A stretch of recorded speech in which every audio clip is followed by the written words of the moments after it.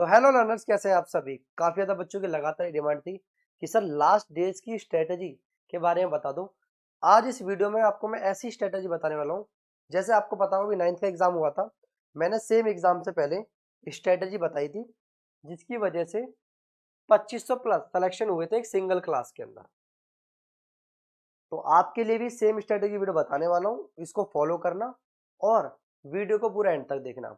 और वीडियो को पूरा एंड तक नहीं देखोगे तो कोई फायदा नहीं है, अभी देखना बंद कर दो। इसका भी एक रीजन है कि अगर आधा अधूरा ज्ञान मिलेगा फिर सिलेक्शन नहीं होगा, फिर आप बोलोगे कि सर सिलेक्शन नहीं हुआ। तो वीडियो को पूरा एंड तक देखना, जैसा बोलूंगा वैसा करना। इन्हीं कुछ दिनों में आप खेल पलट सकते हो।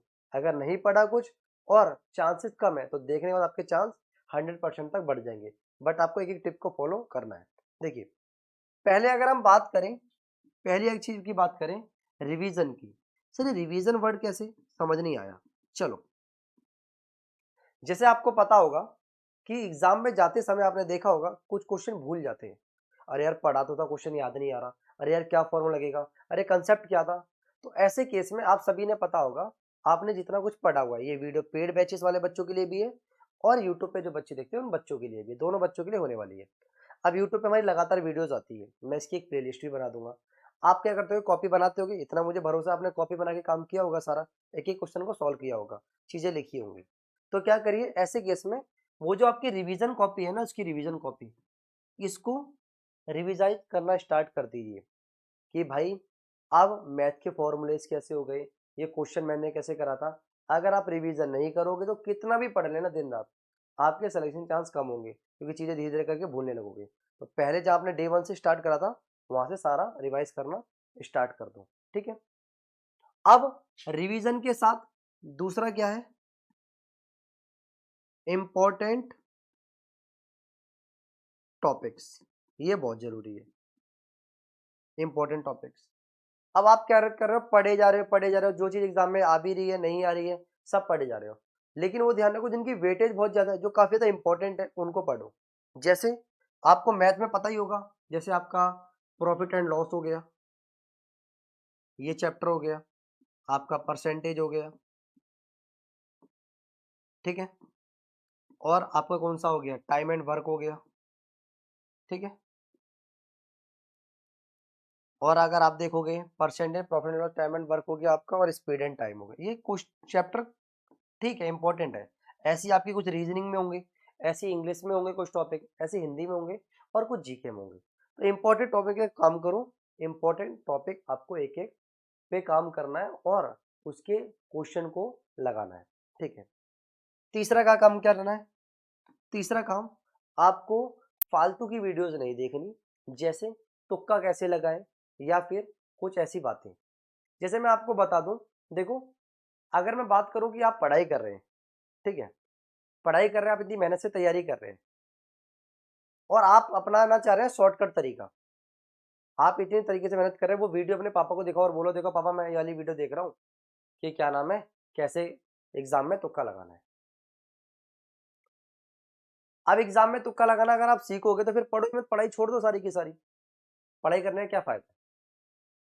आपने देखा बहुत सारे टीचर्स ऐसी वीडियोस बनाते हैं, तो आप तुक्का लगाना सीख लो। क्या करें, फिर मैं भी पागल हूँ जो आपको पढ़ा रहा हूँ, और जो दूसरे यूट्यूब पे टीचर इतना अच्छा पढ़ा रहे हैं वो सारे पागल हैं। फिर तुक्का लगाने सीख लो। अगर आप दो नावों पे सवार हो गए तो आप कभी मंजिल तक नहीं पहुंचोगे, जैसे मैंने आपको बताया। तुक्का लगा के मान लो तुम्हारा एडमिशन हो भी गया, मान लेते कि 1% चांस है तुम्हारा एडमिशन हो गया, तो वहां पर आप कभी भी उनमें टॉपरों की लिस्ट में नहीं आओगे, वैसे ही रहोगे, लास्ट बैक बेंचर की तरह रह जाओगे, जिसमें क्या होगा, अरे एडमिशन तो मिल गया बट पढ़ाई तो आती नहीं थी। तो वहां पर अगर आप सिलेक्शन लेके जाओगे, क्वेश्चनों को अटेम्प्ट करके जाओगे, तो ऐसा क्या होगा, आपको नॉलेज है उस काम की, और आप ये चाहते हैं कि मैं सीएम श्री स्कूल में टॉपर रैंक में रहना चाहता हूँ, वहां पर मेरा एडमिशन हो जाए, उसके बावजूद भी सर मैं आपसे कंटिन्यू पढ़ना चाहता हूँ और टॉप रैंकरों में रहना चाहता हूँ। तो मैं आपको बता दूं, मेरा संकल्प बैच है जो लॉन्च हो चुका है, ठीक है, 8th क्लास के लिए, 8th क्लास के लिए, जिसकी फीस कितनी है, 1499 रुपये है। और कब तक रहेगा, ये मार्च तक रहेगा आपकी। इसमें आपको 4 सब्जेक्ट पढ़ाए जाएंगे, science, math, SST, English. Regular 2 class होंगी। और सीबीएसई, चाहे आप कोई भी स्कूल में पढ़ते हो, कोई भी, दिल्ली के कोई भी स्कूल में हो चाहे दिल्ली के बाहर हो, CBSE प्लस आपको IIT फाउंडेशन और नीट फाउंडेशन दोनों कराया जाएगा। तो आप चाहते हैं कि मैं वहां पर भी टॉप रैंकरों में रहूं, तो इस बैच को जरूर ले लेना। तो आप ध्यान रखो, मेहनत से एग्जाम को क्रैक करो। शॉर्टकट तरीके से अगर चीजों को पाओगे तो कभी मंजिल तक नहीं पहुंचोगे, शॉर्टकट वाले रह जाओगे। अब मैं भी सोचता हूँ, मैं सोचूं यार कोई ऐसा शॉर्टकट मिल जाए कि मैं बच्चों का सिलेक्शन हो जाए, तो लेकिन कुछ मिलता ही नहीं है। भाई आपको मेहनत करनी पड़ेगी, और मेहनत कैसे करनी है? सही डायरेक्शन में। देखो मेहनत दो तरीके से लोग कर रहे हैं। आपने देखा होगा कुछ लोग होते हैं दिन रात मेहनत करते हैं लेकिन सिलेक्शन नहीं पा पाते, या फिर इसका रीजन होता है एस्केलेटर। देखा है आपने? एस्केलेटर होता है ऊपर जा रहा है। अब एक बच्चा है ए, वो नीचे की तरफ आ रहा है। अब वो मेहनत तो कर रहा है, लेकिन मेहनत क्या कर रहा है? गलत डायरेक्शन में।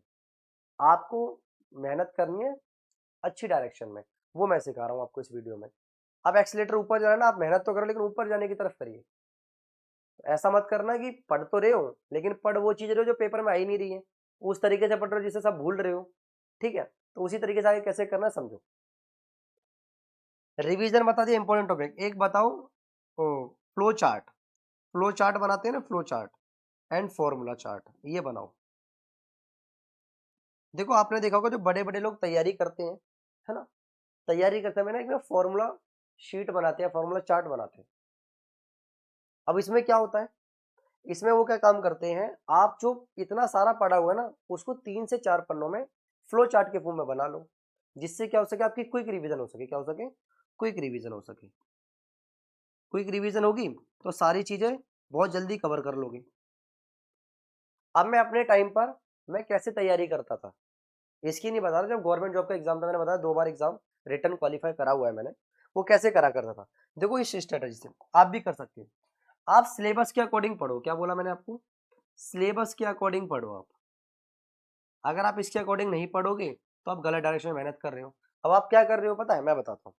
इनकी वीडियो आ गई, एक देख ली, इनकी आ गई, देख ली, इनकी आ गई, देख ली। ऐसा नहीं करना।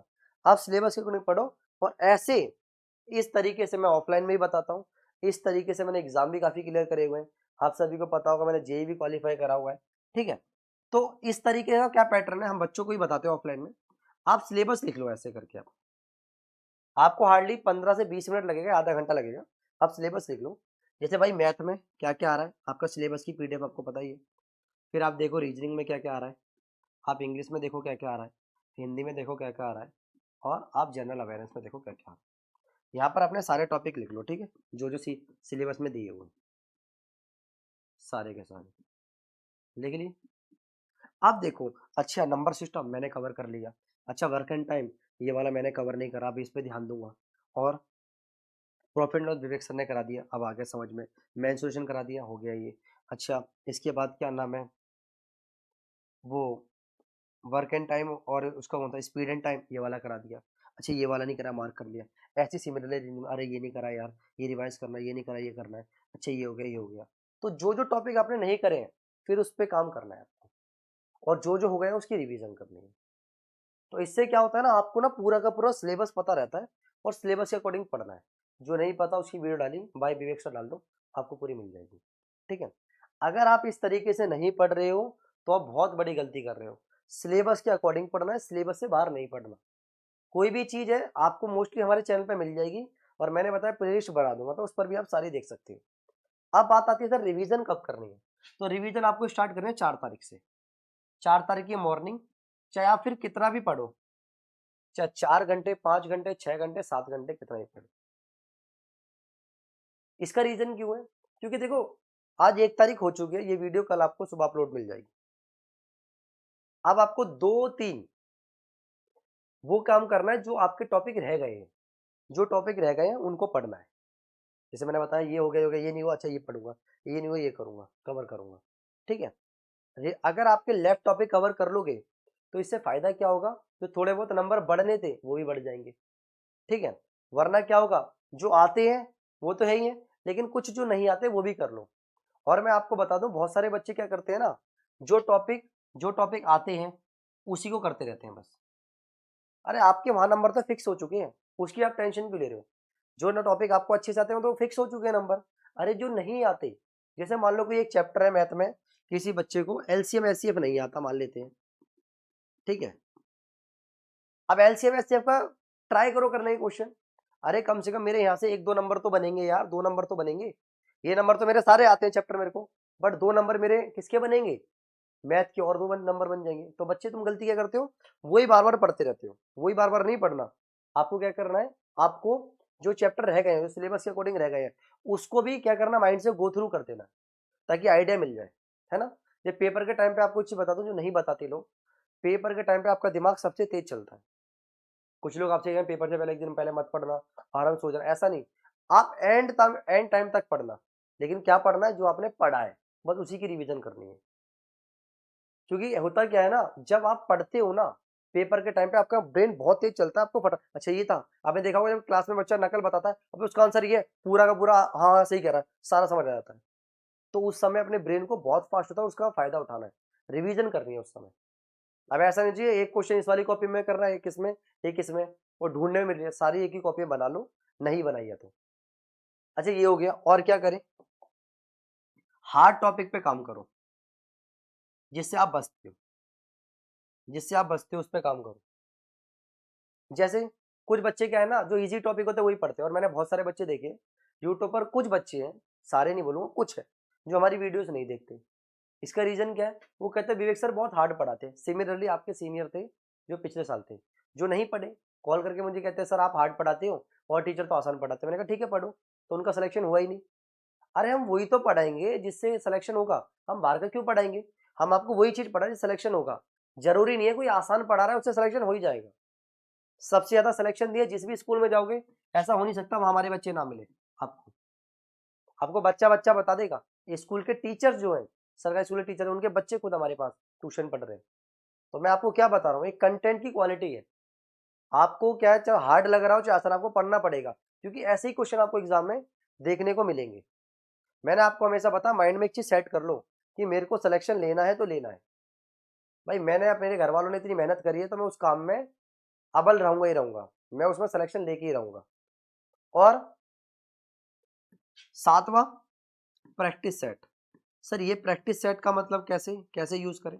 देखो अब आपकी तैयारी हो चुकी है, आपने ऑलमोस्ट पढ़ ही लिया होगा यार, 70% सिलेबस तो कर लिया होगा, ठीक है। प्रैक्टिस सेट लगाओ। जैसे मैंने आपको बताया हमारे प्रैक्टिस सेट है 100 रुपीज के 4 सेट है। 6 क्लास के भी अलग है, 7th के भी अलग है और 8th के भी अलग है ना। जो बच्चा 8th का 8th के कर चुका है तो 7th के भी करो, जो 7th का है वो 7th के कर चुका है 6th के भी करो। और अपने मार्क्स देखो, अगर आपके 50 प्लस है तो आपके सिलेक्शन के चांस बहुत बहुत बहुत ज्यादा है, क्योंकि हमने पेपर का लेवल थोड़ा सा टफ बनाया हुआ है। इसमें हमने आपका जो पेपर आएगा ना सेम उसी तरीके से डिजाइन करा है मैंने 100 MCQ का, और अभी तक 2000 लोगों ने लिया है। क्योंकि देखो भाई हमारी चीजों की डिमांड रहती है, चाहे CBSE में रहे, चाहे मेरी ऑफलाइन ट्यूशन में रहे, चाहे मेरे प्रैक्टिस पेपर रहे, चाहे मेरे पेड बैचेस का कंटेंट रहे।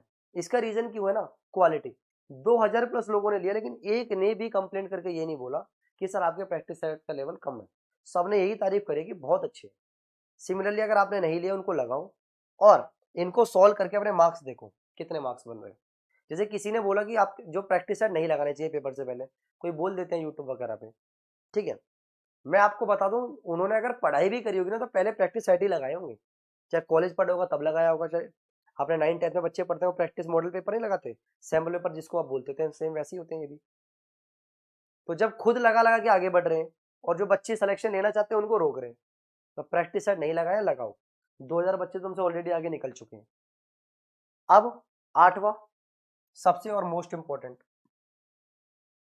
फोकस। माइंड सेट कर लो कि भाई मुझे सिलेक्शन लेना है तो लेना है। कुछ चीजें माइंड से मिथ निकालो। जैसे आपको पता है बहुत सारे बच्चों ने फॉर्म भरा है, लेकिन कुछ बच्चे तो पढ़ने वाले हैं ही नहीं। ऐसे माइंड को सेट करो, अरे कोई नहीं भाई मेरी एक सीट है मैं लेके रहूंगा, मुझे क्या मतलब। दूसरा, बहुत सारे बच्चों का तो एडमिशन कैंसिल हो जाता है अगर तो डॉक्यूमेंट वगैरह की वजह से। और तीसरा, कुछ बच्चे होंगे वो सेंटर पे आएंगे ही नहीं। तो ऐसी चीजों को क्या होता है ना, आपको थोड़ा कॉन्फिडेंस मिल जाता है कि भाई हाँ ठीक है, इन बातों रहूंगा तो मेरा सिलेक्शन चांस बढ़ जाएंगे। और एक वीडियो और बनाऊंगा जिसमें मैं आपको बताऊंगा कि पेपर में आप कैसे अटेम्प्ट करना है पेपर को, जिससे आपका 2.5 घंटे का एग्जाम है ना, लास्ट ईयर ही बनाई थी ये। 2.5 घंटे का एग्जाम है, मैं 1.5 घंटे में करके आ जाओगे बाहर, ठीक है। और अगर मेरी वीडियो नहीं देखी है कि एग्जाम डिफिकल्टी लेवल कैसा था, वो जाके देखना। मैंने यूट्यूब पे डाली हुई है।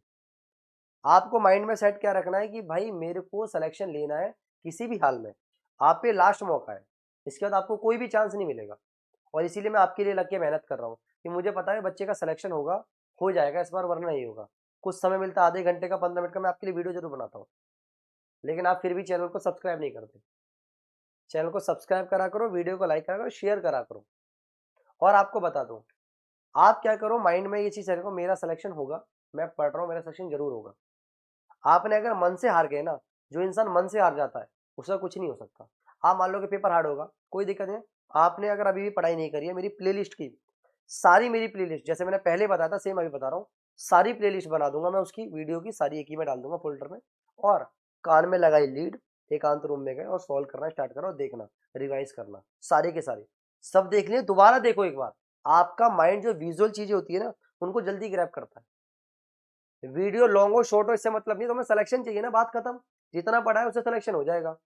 अगर बात एक एक फॉलो करनी है, प्रैक्टिस सेट लगाने हैं, जो जो बात इस वीडियो में बोली है। सिलेक्शन ना हो तो आप मुझे बोलना। इतने सारे बच्चों को सिलेक्शन दिया है आज, इसी वजह से लोग जानते हैं।